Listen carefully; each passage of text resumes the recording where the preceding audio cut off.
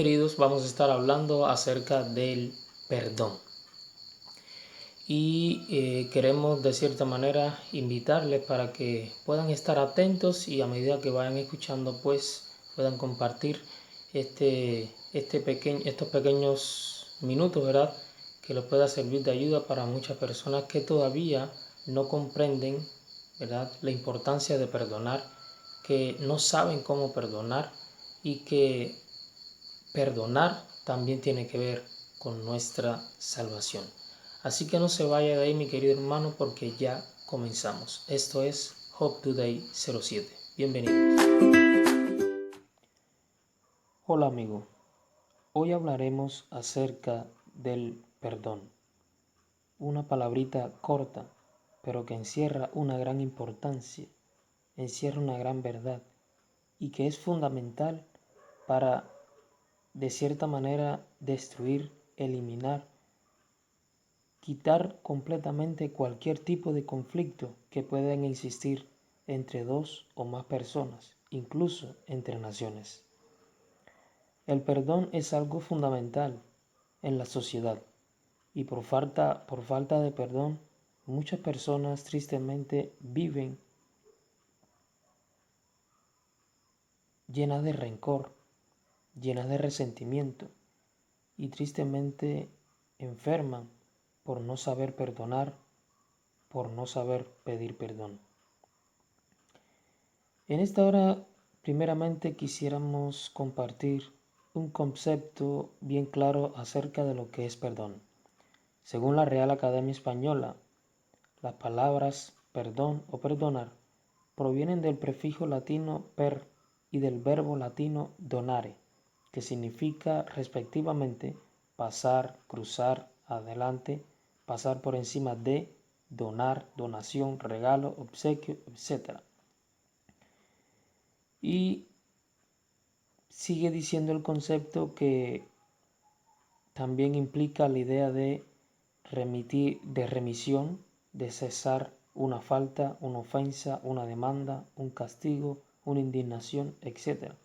Y eximiendo al culpable de una obligación o discrepancia por algún error cometido. No sé cuánto tú has perdonado, no sé cuánto has pedido perdón, pero esperamos que este pequeño video pueda ayudarte a vivir más centrado acerca de lo que es perdón y a entender también la importancia de lo que es perdonar. Vamos a compartir 5 etapas fundamentales acerca del perdón. Primera etapa, reconocer que se ha sufrido un daño. Esto implica tener en cuenta que hay un error cometido por parte de uno o más personas y que ese error debe ser subsanado. Si yo no entiendo que he cometido un error, si yo no acepto que hay un error entre mí y otra persona, entonces pues no voy a entender tampoco que es necesario perdonar. Segunda etapa, elegir la opción de perdonar. Es importante bajar nuestro orgullo y entender que debemos perdonar y entender también que debemos pedir perdón. Que yo perdone o que pida perdón no hace que yo me sienta menos que a otra persona, todo lo contrario. Hace que de mí una persona más centrada, más madura, más humana y de cierta manera habla mucho más acerca de mi personalidad. Ahora, la otra etapa también para perdonar es la aceptación, la tercera etapa, que es aceptación del sufrimiento y también de la rabia. Cuando una persona tanto ofendida o como que ofensora, ¿verdad? A veces ocurren los conflictos, a veces no siempre ocurren conflictos y siempre hay ira o resentimiento por ambas partes, ¿verdad? Por parte de la persona que se siente ofendida y por parte de la persona que ofendió pero que no reconoce que ofendió a la otra persona, y por ambas partes a veces existe resentimiento y también ira. la cuarta etapa es incorporar estrategias para protegerse, o sea, ver la estrategia de ambas partes, o en este caso de la persona ofensora, para saber cómo llegarle a otra persona, porque cada persona es un mundo aparte y usted tiene que entender cómo lidiar con una persona que tiene un temperamento a veces diferente al de usted, y entonces eso es importante tenerlo en cuenta. Una persona colérica va al grano, va al punto y ya, mira, te pido perdón y todo, pero si usted se lo va a pedir a una persona flemática, una persona melancólica, tiene que de cierta manera ir más por debajo, ir más más sensible, ¿verdad? Y de cierta manera ponerse en el lugar de esa persona, porque no va a recibir ese perdón que usted le va a brindar con sinceridad o como él espera. Y la quinta etapa es la siguiente.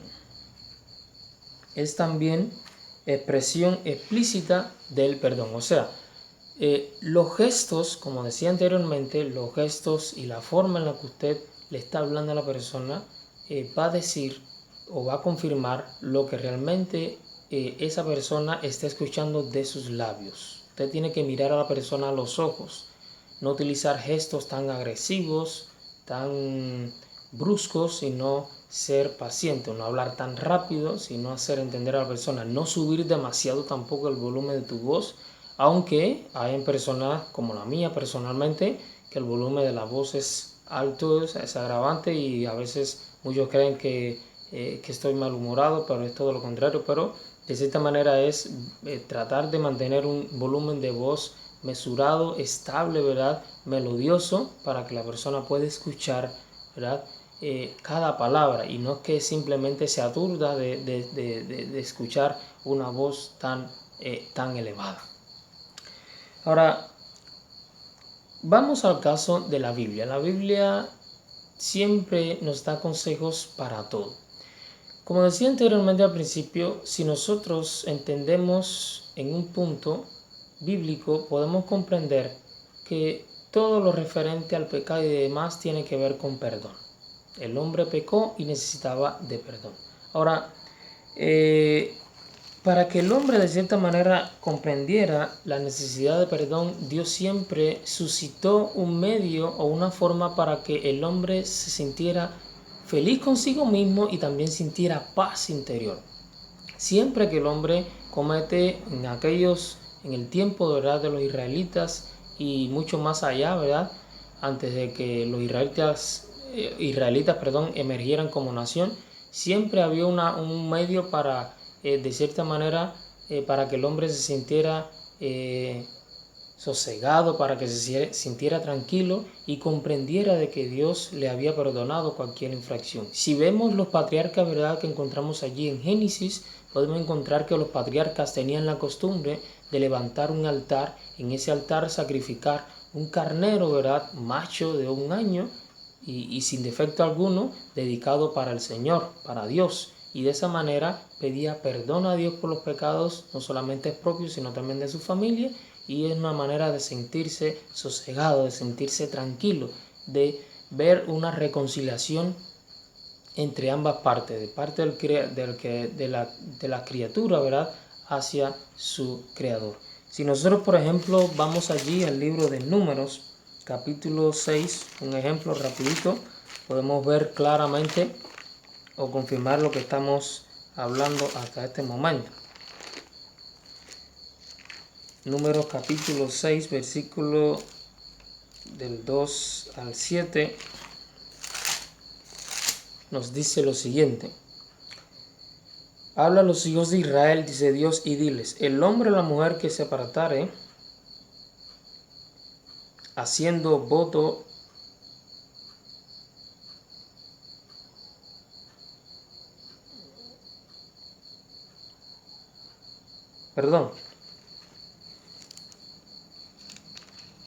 no es número.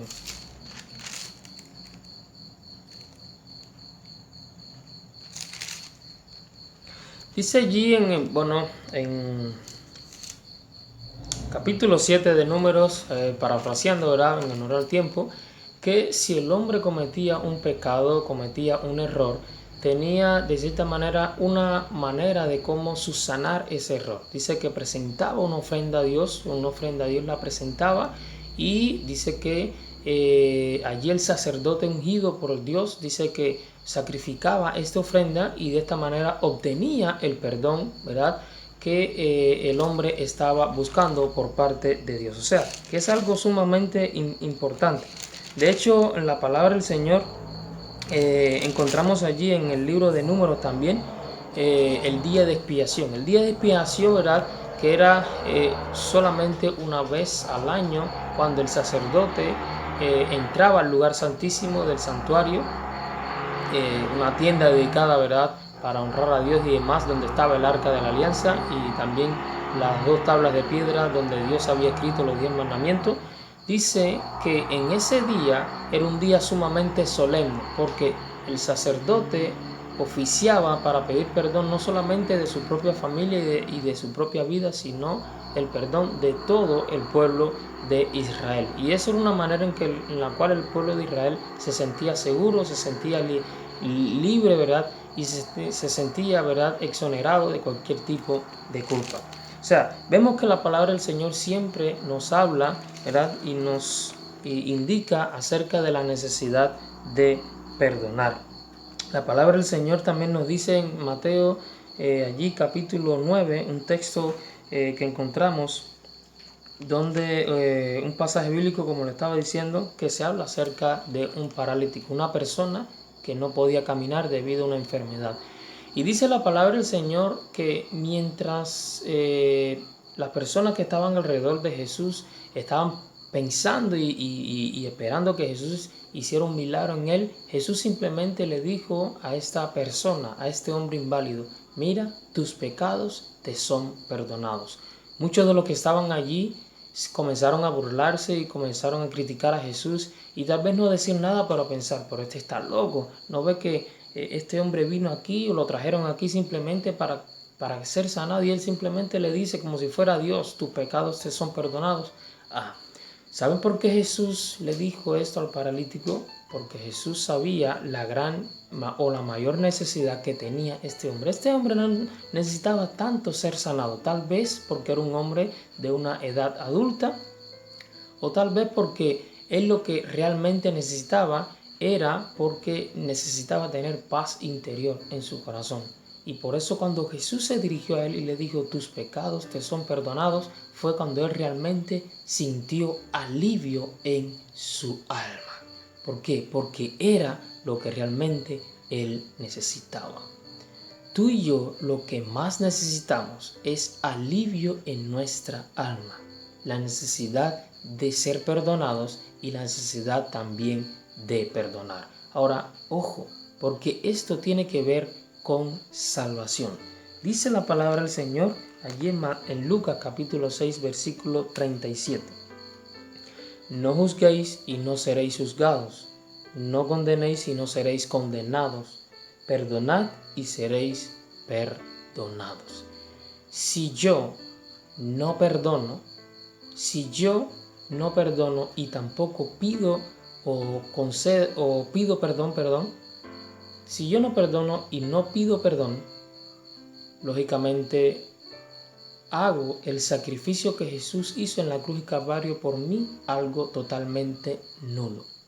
Que Jesús viniera aquí a esta tierra a morir por ti y a morir por mí es un medio para concedernos perdón gratuitamente. Como vimos en el concepto de la Real Academia Española, el perdón es algo gratuito, es un don, es algo que no merecemos.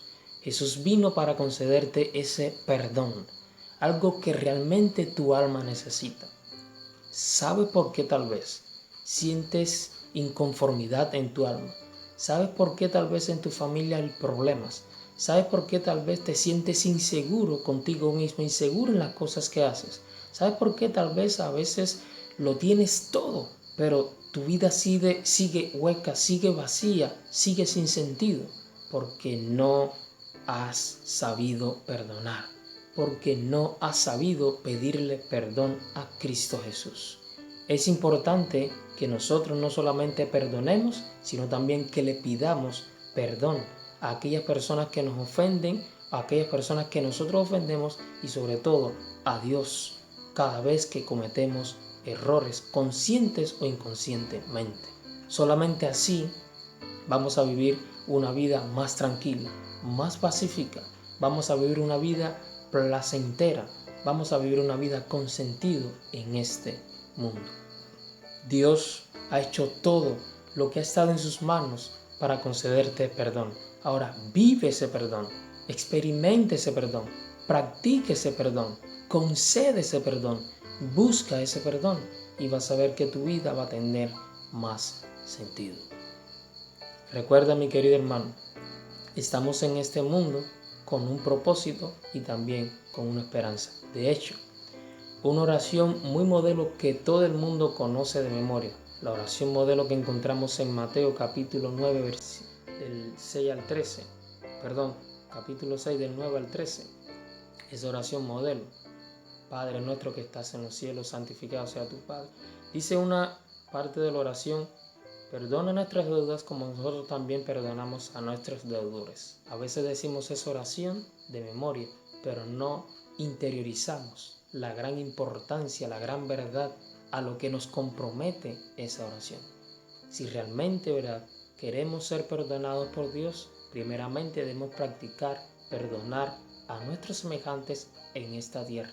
Primeramente debemos practicar en pedirle perdón a aquellas personas que nosotros ofendemos en esta tierra.